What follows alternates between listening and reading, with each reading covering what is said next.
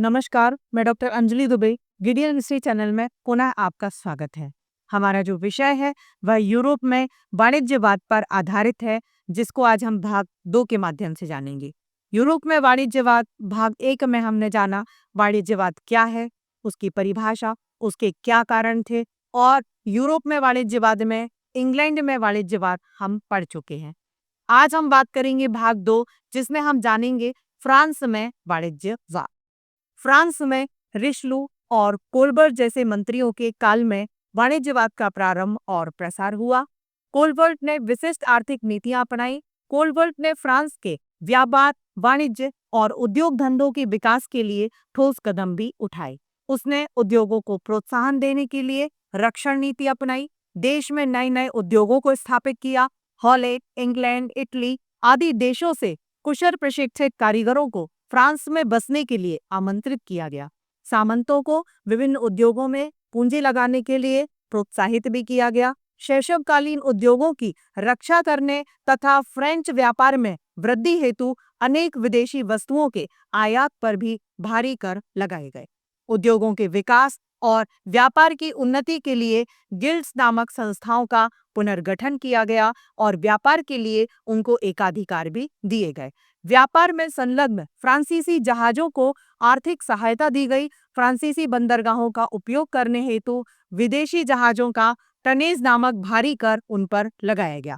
France में निर्मित वस्तुओं के उत्पादन की श्रेष्ठता, दृढ़ता और टिकाऊपन पर विशेष ध्यान दिया गया। विदेशों से व्यापार वाणिज्य के लिए बलशाली जहाजी बेड़े का निर्माण किया गया। कैले, ब्रेस्ट हार्बे, इशेफर्ड जैसे श्रेष्ठ बंदरगाह भी बनाए गए और वहां जहाज निर्माण के लिए कारखाने भी स्थापित किए गए। व्यापार वृद्धि और धन संपत्ति के लिए नए उपनिवेशों का सहयोग प्राप्त किया गया। फ्रांस ने वेस्ट इंडीज में ग्वाडेलूप और मेटनोक द्वीप जो थे उनको खरीद लिए थे। सोनागाल, मेडागास्कर, कनाडा, भारत आदि देशों से व्यापार करने के लिए कई फ्रेंच कंपनियों को भी गठित किया गया और उनको राजाश्रय देकर कई सुविधाएं और अधिकार भी प्रदान किए गए। इस प्रकार फ्रांस में वाणिज्यवाद का प्रसार हुआ।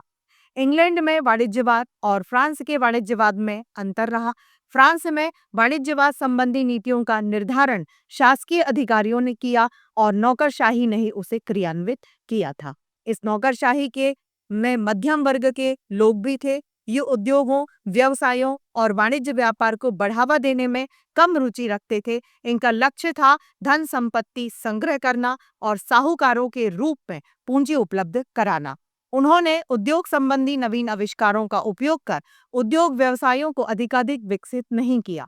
इसके विपरीत इंग्लैंड में वाणिज्यवाद की नीतियों के निर्धारण और कार्यान्वयन में व्यापारी वर्ग ने अपना महत्वपूर्ण योगदान दिया। इससे अंग्रेज व्यापारी कंपनियां स्वावलंबी और समृद्ध रहीं। फ्रेंच व्यापार की अपेक्षा उनका औपनिवेशिक व्यापार भी अधिक व्यापक और लाभप्रद रहा था। इसके बाद हम बात करेंगे स्पेन के वाणिज्यवाद पर। 16वीं सदी में ही स्पेन में वाणिज्यवाद को विशेष महत्व दिया गया था। इसके लिए उन्होंने विदेशों से व्यापार बढ़ा करके सोने चांदी का संचय किया। विदेशी व्यापार के लिए उन्होंने अपने उपनिवेश स्थापित किए और अमेरिका में स्पेन के उपनिवेशों का खूब विस्तार भी हुआ। 16वीं सदी में स्पेन के राजा चार्ल्स पंचम और उसके उत्तराधिकारी फिलिप द्वितीय के शासनकाल में स्पेन का औपनिवेशिक साम्राज्य बढ़ते बढ़ते अत्यधिक विशाल हो चुका था।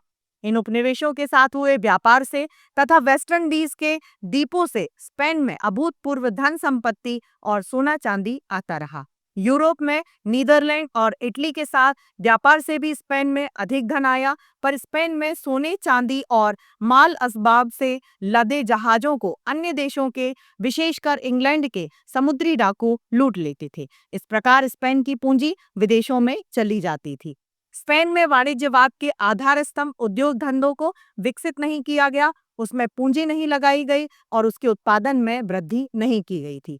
विदेशों से प्राप्त अधिकांश धन वैभव और विलास पर ही व्यय हो जाता था। इससे स्पेन में वाणिज्यवाद की प्रगति अगर हम देखें तो वह अन्य देशों की तुलना में अवरुद्ध हो गई। अमेरिका में जो उपनिवेश स्पेन के आधिपत्य में थे, स्पेन ने उनका अधिकतम शोषण किया।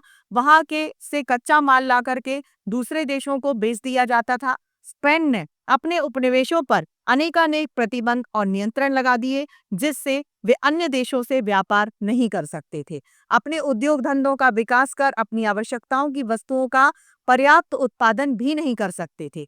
उन्हें अपने दैनिक जीवन की आवश्यक वस्तुओं को प्राप्त करने के लिए भी दूसरे देशों पर निर्भर रहना होता था, क्योंकि स्पेन में पर्याप्त औद्योगिकीकरण नहीं हुआ था। स्पेन विशाल पैमाने पर आवश्यक वस्तुओं का निर्माण नहीं करता था, इसलिए स्पेन उपनिवेशों की आवश्यकता वस्तुओं की मांगों को पूरा नहीं कर सकता था। फलतः उपनिवेश तस्कर व्यापार से दूसरे देशों से अपनी आवश्यक वस्तुएं प्राप्त करते थे। इससे स्पेन के व्यापार को गहरी क्षति भी पहुंची। इसके अतिरिक्त हॉलैंड, इंग्लैंड और फ्रांस की बढ़ती हुई व्यापारिक और औपनिवेशिक प्रतिस्पर्धा और स्पेन ठहर नहीं सका। इन देशों के हाथों उसे परास्त होना पड़ा। इन कारणों से स्पेन में वाणिज्यवाद को गहरा आघात लगा था। इसके बाद हम बात करेंगे हॉलैंड में वाणिज्यवाद की क्या स्थिति थी। तो इंग्लैंड और फ्रांस के समान हॉलैंड में भी वाणिज्यवाद का विकास हुआ। उसने भी अपने विदेशी व्यापार में वृद्धि की तथा कुछ उपनिवेश भी प्राप्त कर लिए थे। एशिया महाद्वीप के कुछ देशों में हॉलैंड ने अपने आधिपत्य के प्रदेशों के विस्तार भी किया था, परंतु इंग्लैंड और फ्रांस के साथ हुई व्यापारिक और औपनिवेशिक प्रतिस्पर्धा में उसे असफलता हाथ लगी। फलतः उसका वाणिज्यवाद अगर हम देखें तो वह भी अवरुद्ध हो गया। इसके बाद हम बात करेंगे वाणिज्यवाद का क्या महत्व था और इसका क्या परिणाम था। लगभग 250 वर्षों तक वाणिज्यवाद की विचारधारा का बाहुल्य अगर हम देखें तो वह यूरोप में रहा। वाणिज्यवाद की विचारधारा ने यूरोप के राष्ट्रों की आर्थिक नीति को ढाला। यूरोप में अंतर्राष्ट्रीय व्यापार का प्रारंभ वाणिज्यवाद से ही है। आर्थिक लाभ के लिए विभिन्न राष्ट्रों ने संतुलित आयात निर्यात की नीति अपनाई। वाणिज्यवाद के कारण नवीन उद्योगों के माल को अधिकाधिक निर्यात कर विदेशों से बड़े पैमाने पर सोना, चांदी और धन प्राप्त किया गया और इस सिद्धांत को अपनाया गया कि वस्तुओं का अधिकाधिक निर्यात करना और आयात कम करना, जिससे देश अधिक समृद्ध हो जाए। विदेशी माल की खरीदा और आयात को निरुत्साहित किया गया। स्वदेशी उद्योगों को प्रोत्साहित करने उत्पादन में अधिकाधिक वृद्धि की गई। कच्चा माल प्राप्त करने और बने हुए माल की बिक्री और खपत के लिए नवीन उपनिवेशों की स्थापना की गई। इससे औपनिवेशिक साम्राज्य बने। वाणिज्यवाद की नीतियां और सिद्धांत अपनाने से यूरोप में इंग्लैंड, फ्रांस और स्पेन, जर्मनी जैसे महान शक्तिशाली राज्यों का निर्माण हो सका। शीघ्र ही इनका साम्राज्य यूरोप के बाहर अन्य महाद्वीपों में भी फैल गया। इसके बाद हम बात करेंगे वाणिज्यवाद के दोषों पर। तो प्रमुख दोष इस प्रकार हैं, जिसमें सबसे पहले आता है पूंजीवाद। वाणिज्यवाद ने उद्योग धंधों के प्रसार से पूंजीवाद को जन्म दिया। इस पूंजीवाद से यूरोपीय समाज में दो वर्गों का उदय हुआ। प्रथम पूंजीपतियों और उद्योगपतियों का वर्ग जिसने उत्पादन के साधनों पर अपना एकाधिकार स्थापित कर लिया, और द्वितीय सर्वहारा वर्ग जिसके पास स्वयं के स्वामित्व के उत्पादन के साधन नहीं होने से अपने श्रम को उसे सस्ते दामों पर बेचना पड़ता था। इससे कालांतर में पूंजीपति और सर्वहारा वर्ग में कड़ा संघर्ष छिड़ गया, जिससे विद्रोह और क्रांतियां हुई तथा आर्थिक व्यवस्था अगर हम देखें तो वह भी डगमगा गई। दूसरा, संकीर्ण राष्ट्रीयता। वाणिज्यवाद ने एक राष्ट्र को महत्व देकर उसकी समृद्धि के लिए दूसरे अन्य राष्ट्रों के शोषण का मार्ग भी प्रशस्त कर दिया। एक राष्ट्र अधिक सशक्त और संपन्न हो गया और अन्य छोटे छोटे देश शोषित होने से दरिद्र और गरीब हो गए, और इस प्रकार संकीर्ण राष्ट्रीयता का मार्ग प्रशस्त हुआ। तीसरा, अंतर्राष्ट्रीय व्यापारिक और औपनिवेशिक प्रतिस्पर्धा। वाणिज्यवाद ने विभिन्न देशों में मधुर मैत्रीपूर्ण अंतर्राष्ट्रीय संबंधों के स्थान पर अंतर्राष्ट्रीय व्यापारिक और औपनिवेशिक प्रतिस्पर्धा को जन्म दिया, और इससे आगे चल करके विध्वंसकारी युद्ध भी हुए। चौथा, इसका जो दोष था वह सोने चांदी के संचय की निरर्थकता। वाणिज्यवाद ने सोने चांदी प्राप्त कर उसके संचय पर अधिक महत्व दिया। फलतः जिस वर्ग के पास स्वर्ण और चांदी संचित हो गए, वह अपार धन संपत्ति के आधार पर अनैतिक विलासी और भ्रष्ट हो गए और समाज में नैतिक मूल्य नजरअंदाज कर दिए गए थे। उद्योग धंधों के विकास होने से यह तथ्य सामने आया कि किसी देश में सोने चांदी के भंडार की अपेक्षा लोहा, इस्पात, कोयला, खनिज, तेल आदि अगर हम देखें तो वह अधिक मूल्यवान है। इसके समुचित दोहन से राष्ट्र अधिक समृद्ध और शक्तिशाली होगा और इस सिद्धांत ने सोने चांदी के भंडार को निरर्थक कर दिया। अगला जो दोष है वह है कृषि की उपेक्षा। वाणिज्यवाद के समर्थकों ने उद्योग धंधों और व्यवसायों के अधिकतम विकास पर बल दिया। इससे कृषि के क्षेत्र अविकसित और पिछड़ा रह गया। किसी भी देश की आर्थिक समृद्धि के लिए कृषि और उद्योग धंधों का संतुलित विकास होना ही चाहिए। अगला दोष अगर हम देखें तो वह है लोक कल्याण का अभाव। वाणिज्यवाद ने राजनीतिक क्षेत्र में राज्य और शासक को आर्थिक क्षेत्र में उद्योग धंधों और व्यापार को आर्थिक महत्व दिया। सर्वहारा वर्ग या दरिद्र जनता या आर्थिक रूप से पिछड़े वर्ग के हित में लोक कल्याण में कोई अभिरुचि नहीं ली गई। इसके लिए कोई योजना या सिद्धांत भी नहीं थे। वाणिज्यवाद में गरीबों, शिल्पियों, श्रमिकों का अगर हम देखें तो शोषण हुआ। अगला जो है वह राजसत्ता और शक्ति में वृद्धि, यह भी इसका प्रमुख दोष था।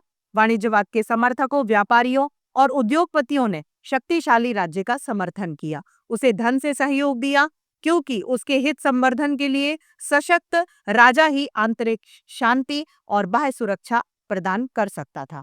कालांतर में देश में धन की प्रचुरता और समृद्धि से बलशाली राजा निरंकुश, स्वेच्छाचारी शासक हो गए।